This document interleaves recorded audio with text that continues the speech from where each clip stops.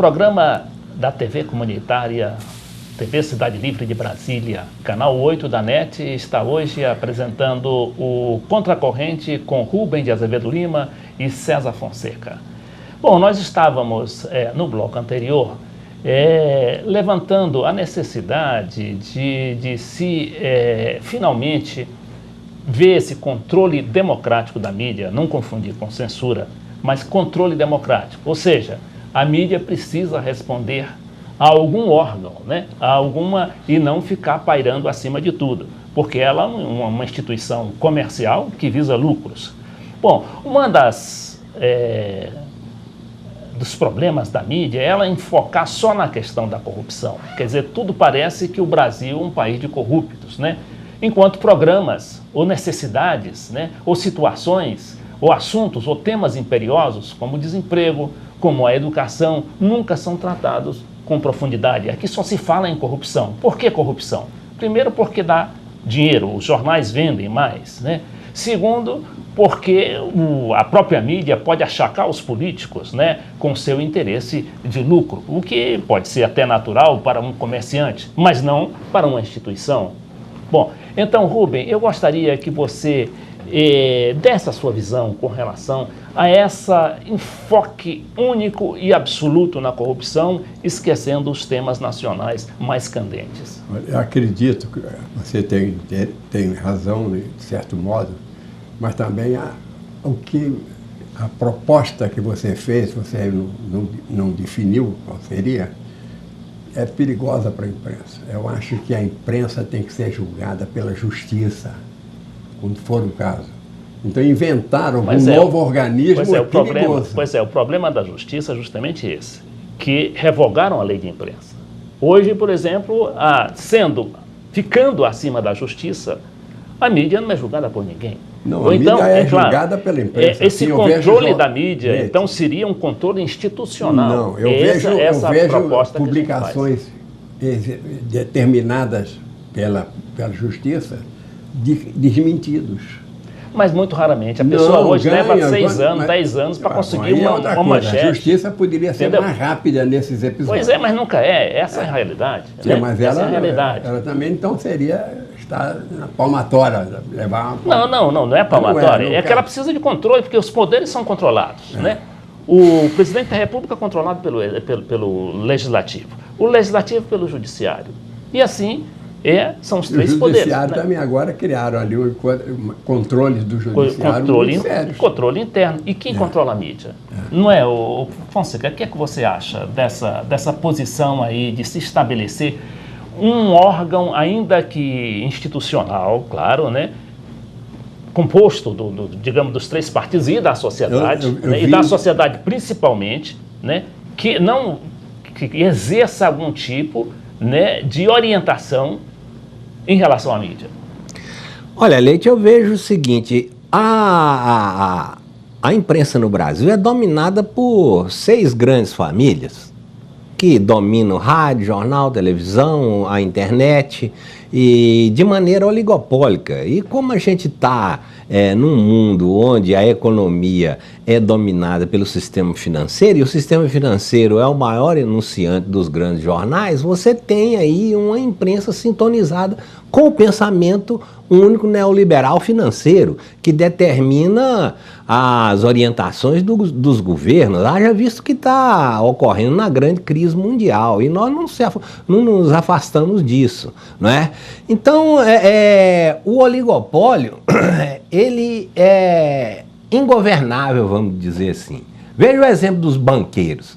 É a mesma coisa da grande mídia. Você tem meia dúzia de grandes bancos que estabelecem aí o custo do dinheiro e escraviza a nação, impondo uma taxa de juros que mata o consumidor e cria um problema violento para a economia. O que aconteceu? A presidente Dilma está nesse momento empenhada em bancar, em peitar, vamos dizer assim, esse oligopólio, mas ela tem uma arma para atuar nesse sentido politicamente, que é os bancos oficiais, e colocando o Banco do Brasil, Caixa Econômica, para baixar os juros e brigar com os oligopólios privados. Então é oligopólio privado contra o oligopólio público, né? Então, até que ponto isso vai chegar? Em relação à grande mídia, não existe esse contrapolo do oligopólio privado. Então, o Getúlio, ele estimulou a criação da Última Hora, que se tornou um jornal popular, que fazia uma cobertura dos assuntos de maneira democrática em relação à questão dos demais jornais. Então havia um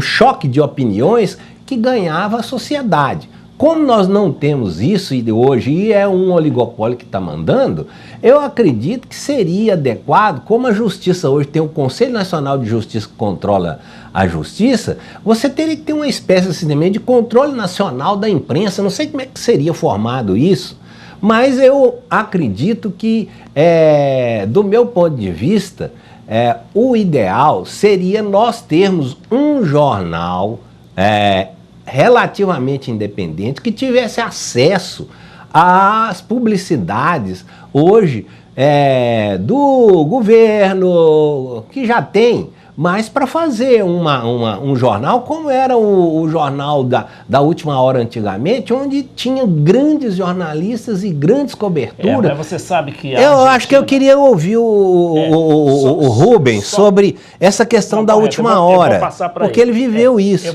Agora, o controle inclusive, você foi da Última Hora também? Não chegou a ser. Bom, mas eu só queria lembrar você o seguinte, que a Argentina também tentou criar esse grande jornal, né? Porque um jornal desse, o Getúlio fez a Última Hora, né, através de Samuel Weiner, mas acabou, o financiamento foi um financiamento meio torto e acabou sendo denunciado com uma grande tramóia. E a Última Hora acabou com aquela experiência dela ali mesmo. Quer dizer, passou 1 ou 2 anos. Eu queria só dizer o seguinte, que a Argentina resolveu esse problema como? Fazendo uma lei, né, uma lei pela qual ficavam as emissoras comprometidas a respeitar determinadas regras. Se saísse daquelas regras, elas serão punidas, inclusive com a cassação imediata. Né? Através, claro, da justiça e tudo. Porque, na realidade, é o seguinte, essas concessões, né, essas concessões são eternas. Mas são concessões, são 10 ou 15 dias. Jornalismo de jornal não é de concessão, é de privada, pessoas privadas. Não, mas hoje a gente está falando na mídia, né? Que a mídia engloba jornal, engloba televisão, principalmente, porque sim, o veículo mais poderoso não é mais o jornal, é hoje a televisão e agora a internet, né? Então, mas o César está interessado em ouvir a sua opinião sobre a experiência da Última Hora. E que hoje poderia, além do jornal, você ter acoplado isso ao processo midiático como um todo. César, tem que lembrar vocês, agora que vocês sabem, estão esquecidos, que aquilo foi uma empresa criada para defender o regime do Getúlio. O regime democrático. O regime democrático nem todo. Não, mas ele foi presidente eleito por pouco, né? Tinha sido ditador. Mas ele não podia dar dinheiro para uma empresa. Pois esse aqui é o problema. Esse aqui é o problema que eu estou falando para o César. Você criar um jornal como? Né? Aí você vai entrar no processo agora, da Última Hora. Que tenha grandes jornalistas, isso é inegável. Né? Não, correto. Foi um mas grande eram jornal. Jornalistas comprometidos com a causa da Folha, da Última Hora. Na verdade, eu vejo que não há democracia como a gente está discutindo aqui, como se houvesse a democracia. O que existe é um pensamento único relativamente à questão da discussão política e econômica no país, que hoje está sendo rompido pela própria crise econômica mundial, que está obrigando, né, o editorial do Estado de São Paulo no domingo, em relação aos bancos, é um primor de esquerda, vamos dizer assim, porque ele rendeu-se à necessidade de dar uma criticada nos bancos e falar do absurdo que está a taxa de juros no Brasil. Então, se você pega e lê o editorial, eu fiquei admirado, né? Porque o Estado de São Paulo está tradicionalmente ao lado dos banqueiros e parece que até um grande banco privado é um grande acionista do jornal. Então eu vejo que as contradições do sistema está eliminando as verdades permanentes ou eternas que esse pensamento único abraçou e está apodrecendo.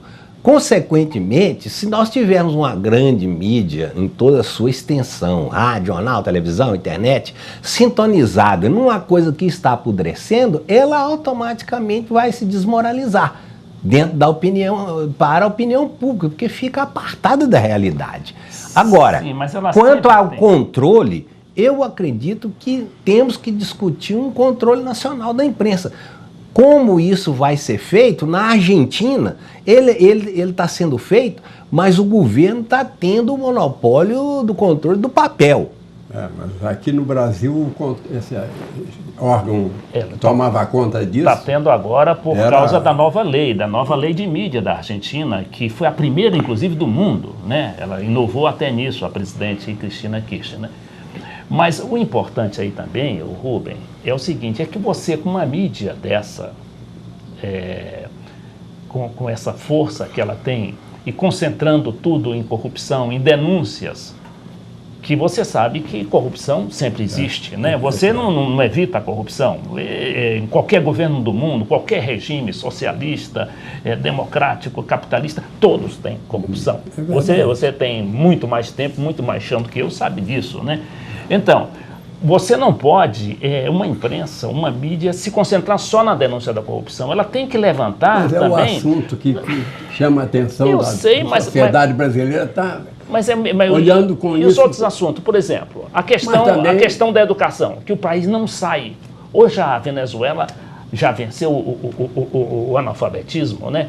A Argentina está oferecendo computadores para as crianças da escola pública, né? Pelo descuido da educação, é o governo que valorizou outras áreas. Pois é, mas se ele não é estimulado por um debate sério, e esse debate só quem pode levar é a mídia, né?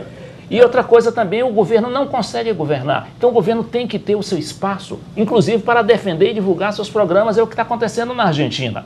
Porque é o seguinte, lá na Argentina nós temos algo muito mais perigoso que a TV Globo aqui no Brasil, por exemplo, que é o Jornal Clarim, que tem não só a TV principal, tem o jornal principal, tem a internet, né? E tem uma série de rádios, quer dizer, ela manda em tudo. Se não for, como é que um governo desse... E outra coisa, inimigo do governo, inimigo violentamente do governo, por causa de seus interesses. O governo é um governo nacionalista, né? Que está defendendo os interesses do país e eles defendendo os interesses próprios, os interesses comerciais dele, né? Bom, então é o seguinte, só para resumir, eu gostaria, a gente também está já quase no final do programa, eu gostaria de ouvir primeiro a opinião do Rubem, né? Como é que essa coisa vai levar, se essa CPI vai ser uma CPI realmente depuradora no bom sentido, não de perseguir, né? Mas depurar, por exemplo, de reprogramar, por exemplo, o foco da mídia, né? O foco do noticiário. Não, isso aí primeiro a CPI não vai ditar o pensamento das empresas. Não, claro, mas ela vai criar um ambiente nacional, um clima nacional propício. Ela tem que agir com imparcialidade e agindo bem com imparcialidade e mostrando até no caso de informações erradas que a imprensa dê, ela isso pode fazer. Mas eu acho que não vai ganhar muito a responsabilidade fazendo tudo o que for preciso, né? Eles têm que apurar isso, como tem que apurar, atingindo todo mundo.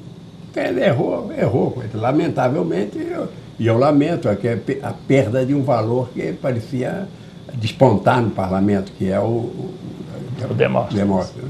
Então, isso aí não tem jeito, não. A comissão tem que ir fundo.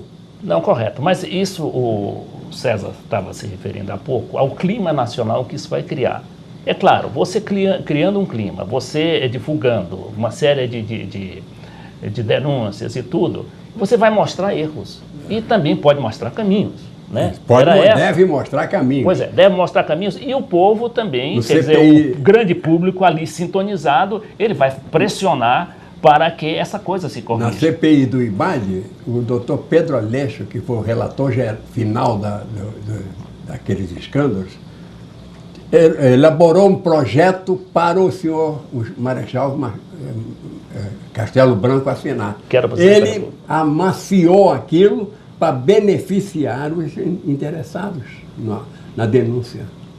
Mas ali era o seguinte, nós vivíamos uma situação de golpe de Estado, né? Era o Castelo Branco era um presidente eleito pelo Congresso de maneira forçada, né? O Congresso teve de engolir aquela nomeação e o Brasil vivia num período discricionário que é diferente de hoje, né? Hoje nós vivemos com quase plena democracia. Então, ô César Fonseca, eu deixo a sua palavra final aí, antes que a gente termine. Olha, Leite, nós estamos aqui numa TV comunitária, certo? Infelizmente, ela é um canal fechado, né?